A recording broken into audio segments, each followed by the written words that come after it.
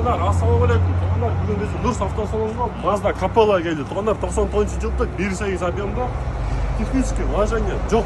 Короче, туугандар, по ходовке бир пыльниктер алмаштырбай керек. Болду. А так по кузову кичине вложение бар. И реальный бамен чыгып атат. Станка жок, железка, передний зимой резина. Ичинде салон өткөндө левый руль на механике, передний ретро-пакет. Кандай санелдер, айрык-пайрык жерлер жок, лобойдо кичине трещина бар, потолок-сатолоктор полный таза, туугандар, сиденьялар полный таза. Жакшы, приятный, обрядный дегендейчи.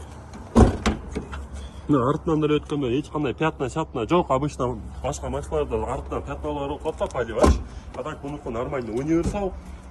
Багажник толук мисыктына, по кузову ошол моменттер бар да, туугандар. Анан азыр еще по кузову көрсөтүп коебуз билектерди. Мына полный астына чирик жок, короче. Стакан лонжондор полный таза, чирик-мирик жок. Запаска, данка, баллоник полный бар, полный берилет. Мына по кузовуна мождон коробто ушундай болгон лопат айтып чирип баштаган жер бар да, туугандар. А так Mazda Capella универсал 1999-жылкы 1.8 на механике, туугандар, мотор, коробка в идеальном состоянии. Басы 260 000 сом болот, туугандар. Кимге интересно болсо бул машина рекламага келип атат. Эч номер экранга жазабыз.